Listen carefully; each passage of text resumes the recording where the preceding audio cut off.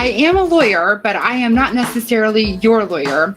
The materials discussed in this podcast are for informational purposes only and should not be deemed legal advice. If you have a specific legal question according to your circumstances, then I encourage you to speak with an attorney licensed in your jurisdiction.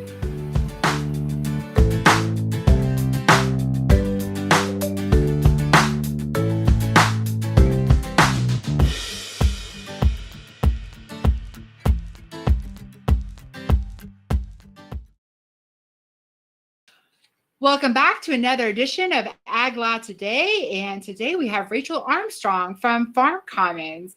Rachel, why don't you introduce yourself to our viewers and let us know where you're from and what you do. Sure. Farm Commons is a nonprofit organization. We are based out of Duluth, Minnesota, which is northern Minnesota. We exist to help farmers understand how the law affects them. We provide a ton of free legal education resources at our website. So there are guides people can download, tutorials they can watch, that sort of thing. This is where I grew up. I spent most of my time, my formative years in farming, at least, in Madison, Wisconsin, and that informed a lot of what I know about farming. And I love what I do every day, helping farmers figure out how the law affects them. So do you just work with farmers in your geographic area, or do you work for farmers all over the country? Yeah, well, we're most well known in the Midwest simply because this is where I'm from and where my career has been built. But farmers from around the country use our website, and certainly farmers in every state. We have many state-specific resources.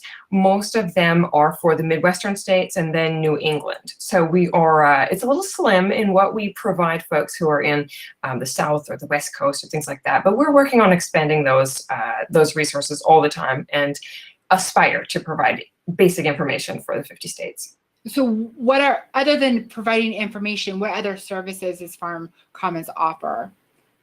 That's about all. We technically we can provide legal services, and I do that in Minnesota and Wisconsin where I'm licensed to practice, but it is a very small fraction, maybe 10% of what the organization does, and it is in service of our educational mission. And what types of areas do you work with from an informational standpoint? Because agriculture law, as you know, it's so vast. It touches upon nearly everything. Are there some areas that you concentrate more heavily in? Right. Well, our specialty is the law as it affects the direct-to-consumer farm business. So that narrows it down slightly, but not that much. Within there, farm employment law is definitely an emerging specialty of ours. Now, farm employment law is one thing. Farm employment law as applied to the direct-to-consumer farm business is even more challenging than plain old employment law. We work with a really creative entrepreneurial community who has new ideas about how they want to run their business. And it's especially complex when they start coming up with creative ways to get work done on a farm. So that leads us into today's topic, which is volunteer farm labor. And Rachel, I believe I first heard you speak on this topic several years ago. It may have been an American Ag Law Association meeting, and then we worked together on a webinar with the American Bar Association where you spoke a lot about volunteer farm labor. And I'm going to be honest with you, as an attorney in this area, I had no idea it was so complicated until I got your materials back. And this is not so black and white, is it? Not at all. Not at all. And that can be extremely frustrating for small business owners who simply want to move forward. They simply want to put a good idea in place and get back to work. And it can be very challenging to hear, well, we don't really know. Okay, well, the answer's not straightforward. How much risk do you want to bear? But that's just the reality of being a creative entrepreneur. Yeah. So how prevalent is volunteer farm labor in the agriculture industry? You know, I don't think it's that prevalent in agriculture writ large. Now, when we talk direct-to-consumer marketing, it becomes a lot more prevalent then. I would say that even 10 years ago, it had a greater predominance in the direct-to-consumer world. Most people now know what a CSA farm is, community-supported agriculture. They know that that's where people buy a share of the produce from the farm. It used to be inherent to that model that your customers would also volunteer on your farm. That's fallen out of favor. Most people don't they're not that into volunteering on the farm, but there still is this sense in the direct-to-consumer farm world that offering volunteer opportunities increases your connection to your customer, is a good marketing strategy, etc. And all that can be true too. So what are the big categories or the different types of volunteer farm laborers? Yeah, I think when most farmers set out to get work done on the farm, they are thinking about a few categories. First, classical employee, I could hire someone. Then they're thinking, well, I could get a volunteer. Third, they might be thinking maybe an intern is right for this job. Or fourth, maybe I just need a contractor. So those are what we see as the 4 general categories. So let's first talk about interns. And sometimes I get questions from clients on what is the difference between an internship versus an apprenticeship. Mm-hmm. What are your thoughts there on that? In the world of practical law, it's a difference without a distinction. These are terms that people use to say they're a person who learns on my farm. They don't necessarily contribute a lot. I'm teaching them. Now, from a legal perspective, there is a difference. When we're talking about a legal apprenticeship, we're talking about a position that follows an approved curriculum format and has been registered with the state or the federal government as an apprenticeship. I'm curious, what does the process look like? Like if my family wanted to have an apprentice next year to be the herdsman, how long is the process to go ahead and to hopefully get approved for the apprenticeship program? Well, I have to be honest, the first thing I would do is back you up and say, why? Why do you want an apprentice? What are you trying to gain from this? Because if you want a labor source that is not as expensive as a traditional employee labor source, I would say you have nothing to gain. Apprentices need to be paid at least the minimum wage. It's actually more onerous to get an apprentice through a structured apprentice program because it's a ton of work to submit the thing for registration and then to actually adhere to the curriculum as it was approved. So my father is a retired instructor at Lakeland College in Mattoon, Illinois, and so we have a lot of students that come and work on our farm. But if he wanted to say, you're an intern, mm-hmm. What would sort of be the requirements in order for him to be able to do that? Sure. Okay. So again, let's talk what his goals are with having an intern. It's the same sort of thing as apprentice. Most of the time people are thinking, I want more flexibility than an employment position. Maybe I want to let them go and not worry about unemployment insurance, or I don't want to pay them at least the minimum wage. If that's what someone's looking for, you can do that potentially through an internship program. But according to the Federal Department of Labor, there are 6 things that need to be in place to do that. We could run through all 6, but let me just get to the one that's the knockout, in my opinion. That person can't benefit the farm. At that point, most people are going to say, oh, okay, so why would I have them? And that's kind of the point. Right. Yeah. The IRS has a good, is it the IRS? I'm sorry, which agency has that Federal fact Department sheet? of Labor. Yes, I'm sorry. As a great fact sheet with those 6 factors, it's a good, reminder about, you're absolutely right. I mean, at the end of the day, to qualify as an intern, it actually needs to be more beneficial for the intern than it is for the farm employer.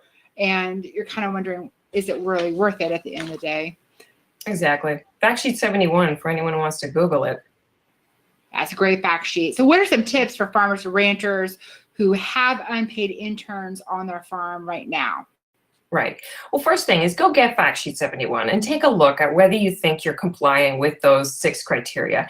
There absolutely are farm internship programs that do comply out there. They are not, they're not common, but it's totally possible.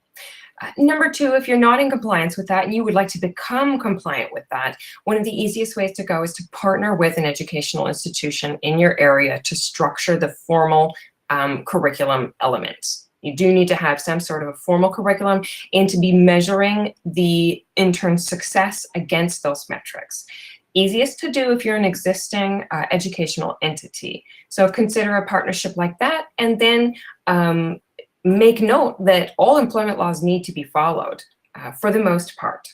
So take a close look at what those are and consider whether those, whether your farm should be considering complying with those anyways. Do you think that farms and agribusinesses that have interns or apprenticeships should get something formal in writing with the intern or the apprentice, similar to an employment contract or independent contractor agreement? Right.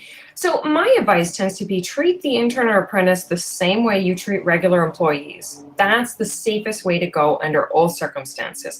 If you use a signed agreement with your regular employees, do that with your intern or apprentice. If you don't, then I wouldn't rush to go sign one with your intern or apprentice. I would want to know, of course, as an attorney, what are you trying to gain by doing that? Why are they different? What, yeah, we got to flesh out what exactly is going on there. Yeah, that's a really good way to look at things.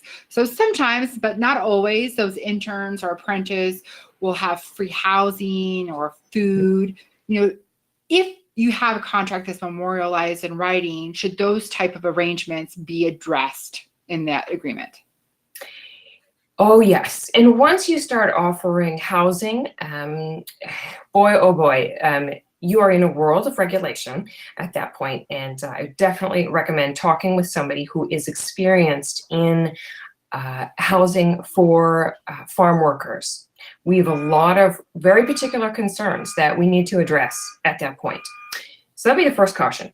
Food is a little bit easier, but it's not a free-for-all either. Yeah, it is regulated in most states what you can charge for that food, what that food needs to be comprised of. In the state of Minnesota, you have to provide milk or coffee. Like, who knew?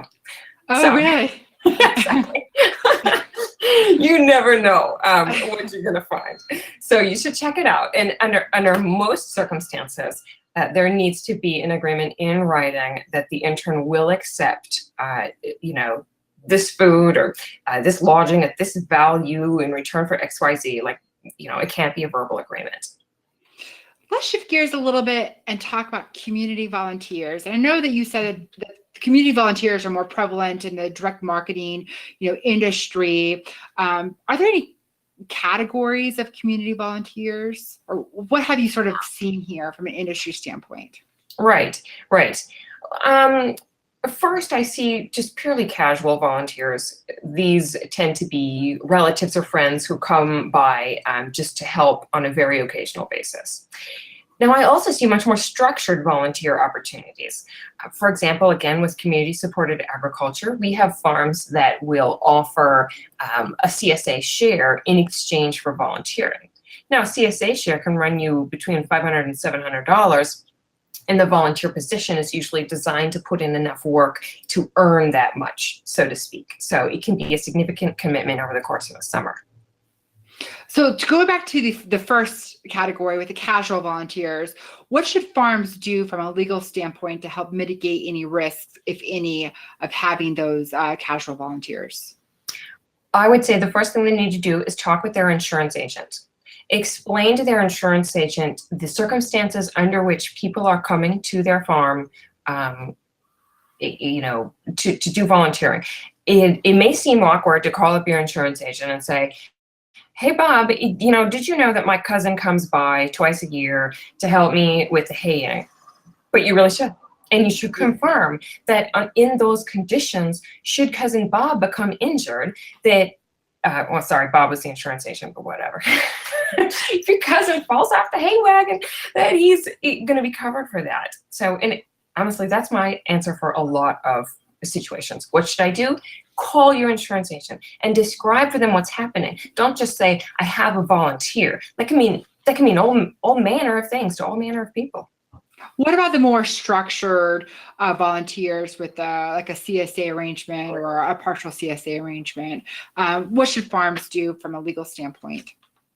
That's another circumstance where I would say speak to an attorney, or go download a Farm Commons guide to get yourself started, but you might end up meeting with an attorney to complete your risk analysis there.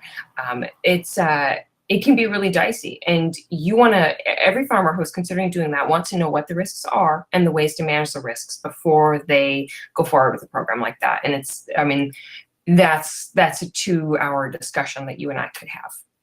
That we'll summarize by saying read the guides. So how should farmers in those situations, especially with CSA, sort of address in-kind compensation? And what I mean by that might be with food, right? The partial CSA share or the what are your thoughts there? Well, it can be tricky. On one hand, most farmers who offer these positions are not intending to create an employment relationship by any means. They do not want a W-2.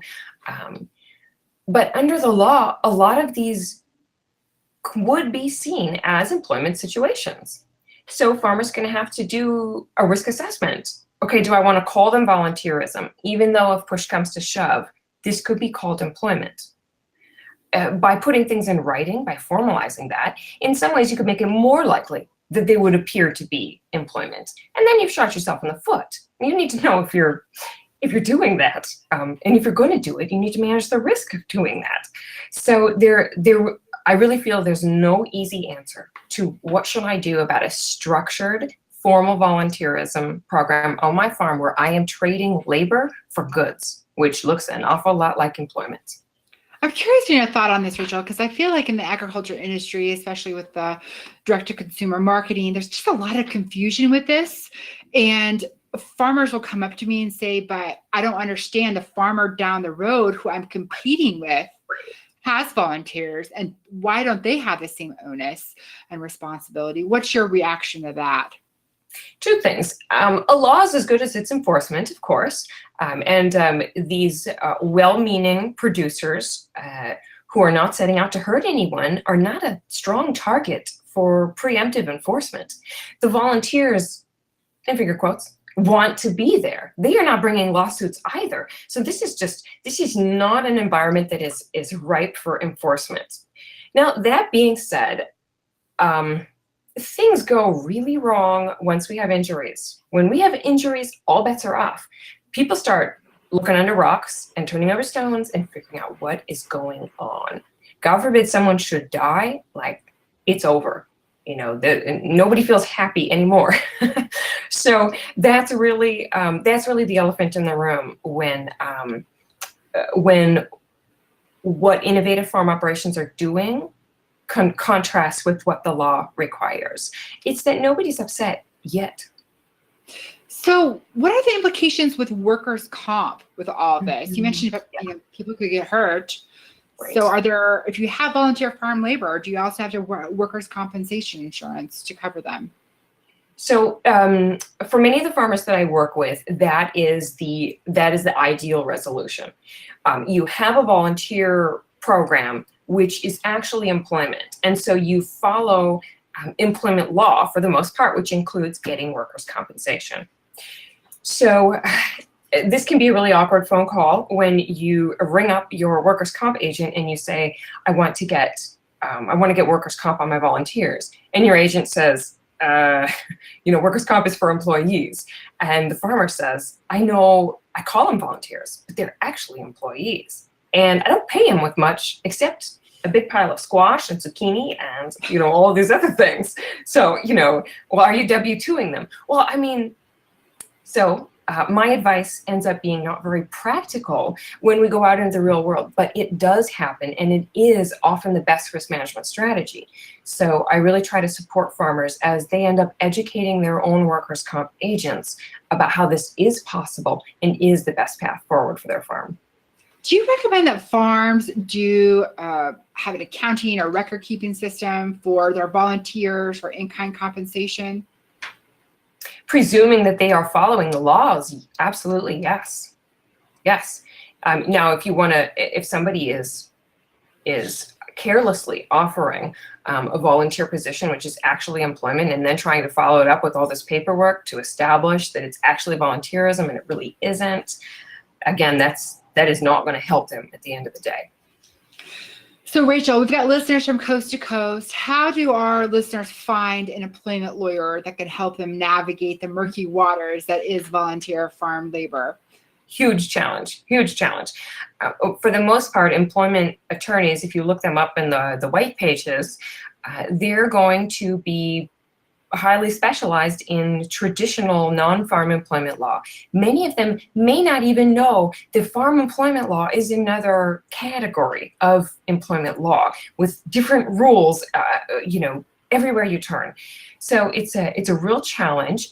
I would be sure to interview the prospective attorney to see what they know about farm employment law, whether they have represented any farms.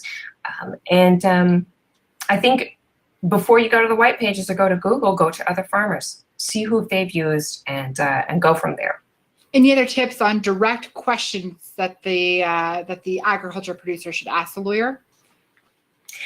Well, one of the general,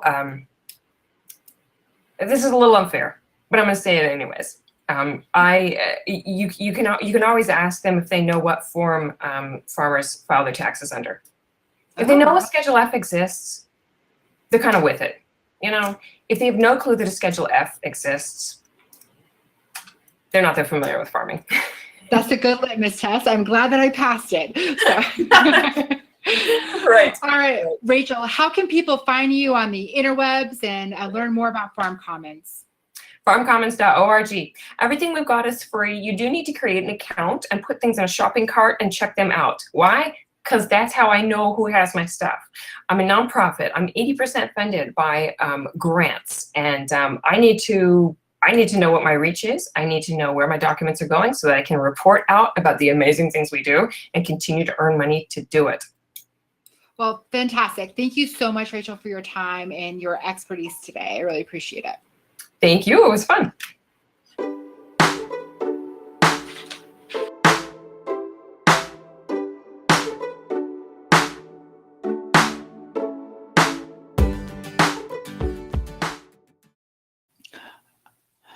Welcome back to another edition of Ask Carrie. Today's question comes from an ag producer in Ohio.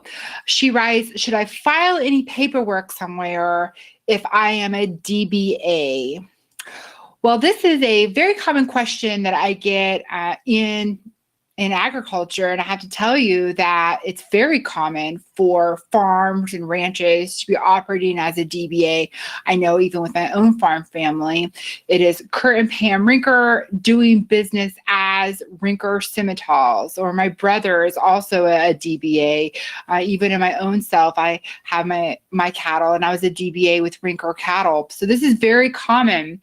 And as a caveat for those ag producers that are out there and are operating as a DBA, if you haven't filed what is in some states referred to as a certificate of assumed name, and the law on this is going to vary from state to state, so you should certainly reach out to an attorney licensed in your jurisdiction on this.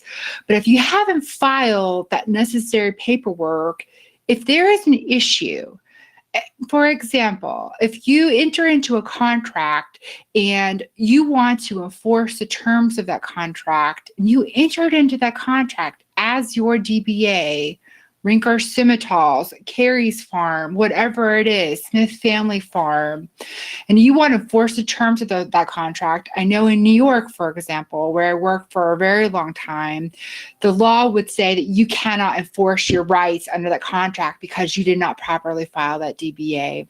So it seems like such a simple step, but it's very important to not overlook this. In New York, for example, you need to file that certificate of assumed name with the county clerk. There is no publication requirement in New York, whereas now I've moved to Illinois, and there is a much cheaper cost as opposed to $100 in New York. It's now less than maybe $10 to file the certificate of assumed name with the county clerk. But then in Illinois, there is a publication requirement. So you can see that the law in this area does change somewhat from state to state. And this step is important even if you are an LLC and perhaps you're doing business under a different name. For example, I have formed a business entity, Carey's Farm LLC. And let's say in a few years, I decide to change the name of my farm. I have kids or whatever it is, and I want to do business now as Rinker Farm LLC. Well, that gets into a couple other issues, but you would actually need to file a DBA in that instance too. So you would need to do this if you are a sole proprietor or a general partnership or even a corporation or an LLC. But if you are doing business under a different name, it's very important that you go ahead and file that paperwork.